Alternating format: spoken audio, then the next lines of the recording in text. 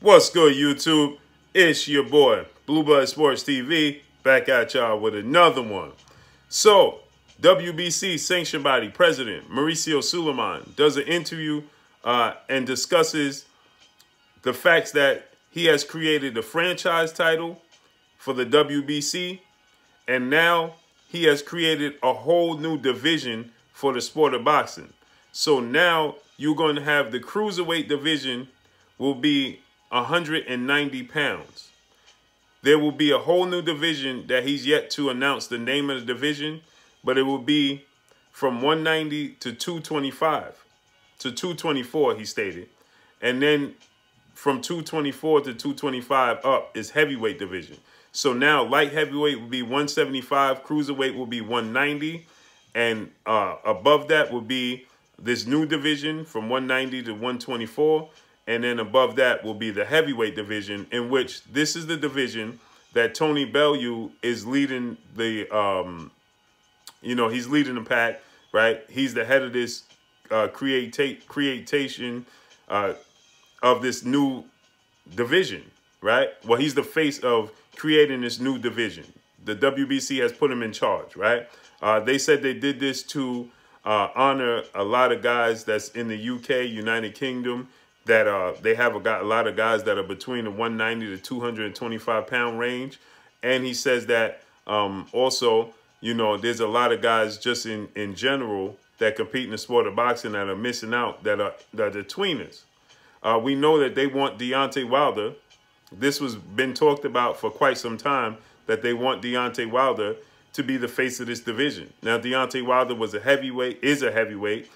He campaigns in the heavyweight division, but his weight always fluctuates from about 212 pounds to 230 pounds. In between that, more than likely, his ideal weight, his best weight that we seen him as best performances are 120 to 125. So as you see where they're going with this, right? They have been talking about him being the face of this division for quite some time. And then this is how you know they make mention of that. That's his target weights. So this is the weight that they want this weight class to be. That's Deontay Wilder's target weights. And then they go on to say, Mauricio Sulaiman goes on to say, it's very difficult for guys that size to compete with guys at 275 pounds. Well, what do you know? That's the weight of Tyson Fury. Tyson Fury is 6'9", and his last fight with Deontay Wilder, he was 274.5, almost 275 pounds. So you see where they're going with this, right? Deontay Wilder has been a world champion at the heavyweight division for 5 years. He has been successfully defending the title 10 times, surpassing Muhammad Ali or tying Muhammad Ali. So he's accomplished a lot of great things within the sport of boxing. He's an Olympic bronze medalist. And like I said, he's held the world title for 5 years until this, and he has one defeat. He's knocked out or knocked down every opponent he's ever faced, with one loss on his resume, right? That coming at the hands of Tyson Fury, and there's an asterisk by it, but we're not going to talk about that right now. Nonetheless, they want Deontay Wilder to be the face of this new division that they're looking to create. With that said, I would like Deontay Wilder to become a two-division world champion, but I would also like him to get his trilogy match with Tyson Fury first, fight Anthony Joshua, and then go down and compete at this new weight class. Well, it won't even be going down for him because that's just his natural weight, right? So we understand the direction they're going with this new weight class. They want Deontay Wilder to be the face of this new weight class. He'll be competing with guys he'll be bigger than, more than likely, because he's 6'7" and he's 225 pounds. He easily can make that weight, and he's going to be knocking everybody out there. So what better face to have opening up a new division than to have Deontay Wilder opening up this division, knocking everybody out, right? And also now we move on to this franchise title that he got into depth with, and he broke down. Here's how you know he also wants to franchise Deontay Wilder. And here you know how. He wants to implement the franchise title in every division. So he's saying that now you can lose the franchise title. The whole point of having a franchise title now will be to have and make these big fights come to fruition without having to honor the rules of the mandatories. So you won't have to face your mandatories before you have these mega massive fights. He says that if Vasyl Lomachenko wasn't franchised, then Vasyl Lomachenko and Teofimo Lopez fight would have never came to fruition, and this is a massive fight. Well, the reason this fight wouldn't have came to fruition is because you are thinking that, and you are favoring, and there's a possibility that his mandatory challenger is undefeated WBC regular champion in Devin the Dream Haney, and there's a huge chance that Devin Haney would have beat Vasyl Lomachenko. So we would be looking at Devin Haney and Teofimo Lopez opposed to Vasyl Lomachenko and Teofimo Lopez. But right now, the name they want to have in this position is Vasyl Lomachenko. Well, now Mauricio Sulaiman has altered the rules once again. Now, if Teofimo Lopez beats Vasyl Lomachenko, guess what? Vasyl Lomachenko is no longer the WBC franchise title champion. So essentially what he's done now is, and I like this to a degree, because the mandatories sometimes stand in the way of unifications and they stand in the way of undisputed showdowns. So I like in the direction he's going with it, if he sticks to the game plan, which is to have essentially you're crowning the champion, right? And making him franchise allow him to move so he so he chooses on the chessboard to make the big fights in the division, right? So he will not be able to move up in weight class and be a franchise, or move down and be the franchise champion. He will only be the franchise champion in that weight class, according to Mauricio Sulaiman.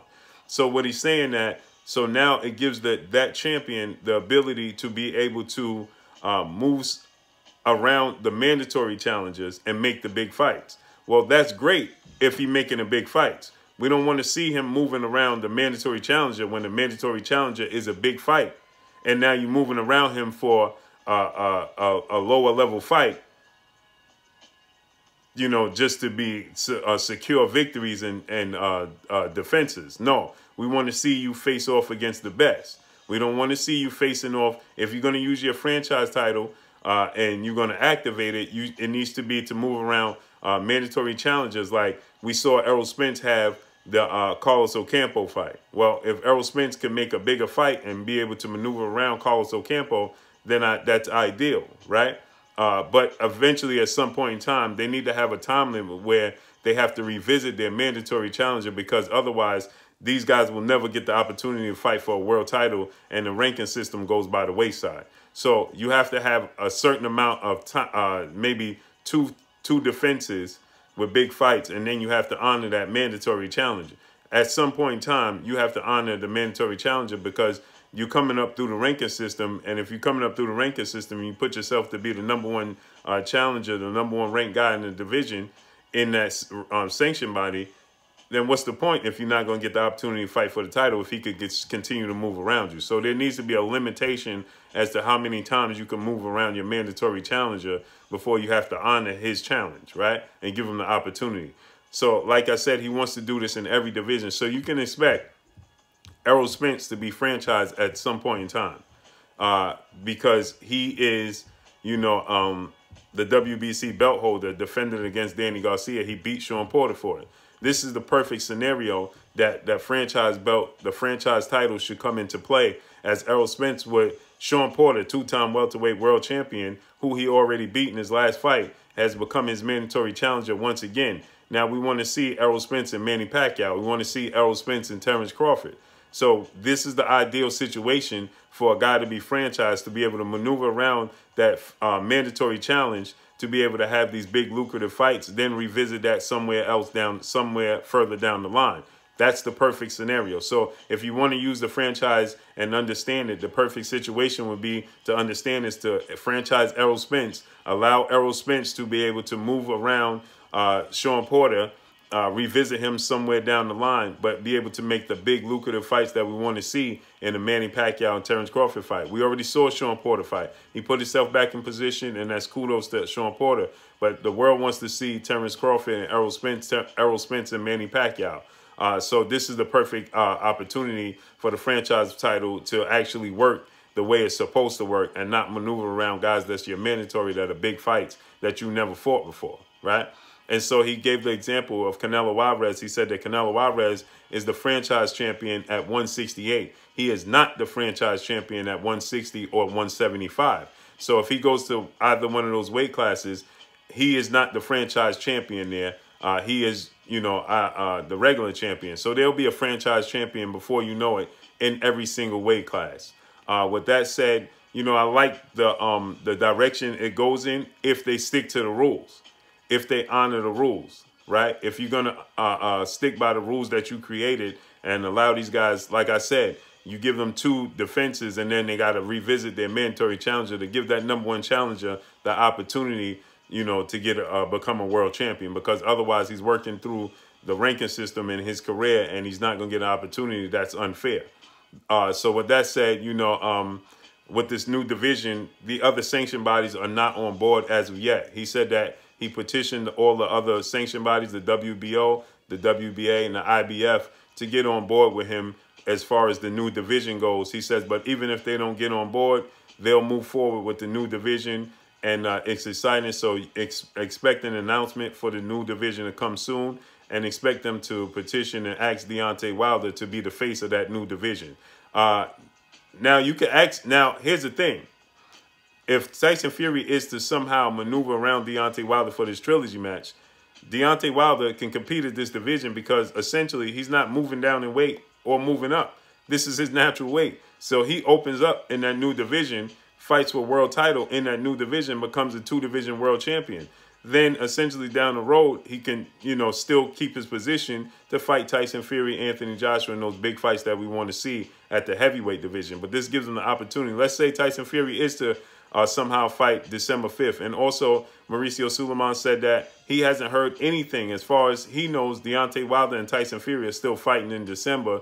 And he says that he sent both guys, both camps, both teams, a letter to get information as to what's going on as far as Tyson Fury and Deontay Wilder's trilogy and what's next for Tyson Fury. So he's sticking to, you know, the plan that was already set, that this fight was still going forward. So that's what he said. Also, if Tyson Fury is to fight December 5th, you know, and then in May fight Anthony Joshua, this new division gives Deontay Wilder the opportunity to become a 2-division world champion.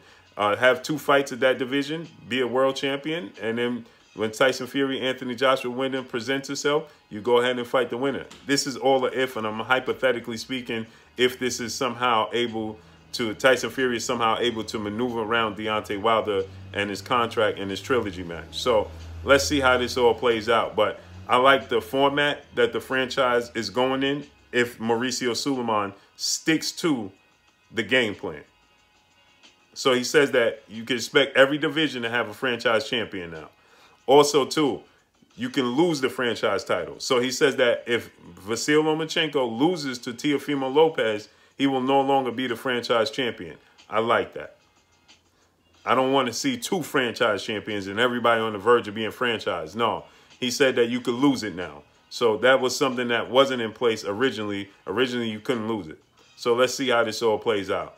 But let me know what y'all think. Drop a comment in the comment section. Y'all already know what it is. It's your boy Blue, Blue Blood Sports TV. Hate, like, comment, and subscribe. You haven't subscribed, hit the subscribe button, hit the like button, hit the bell icon to get all the new notifications. Follow me on Instagram at Blue Blood Sports TV, or one word. Y'all already know what it is. Shout out to the entire LDBC. Shout out to New Media. Shout out to Black Media Row. Make sure you like and share these videos. That's all I got for y'all. Peace.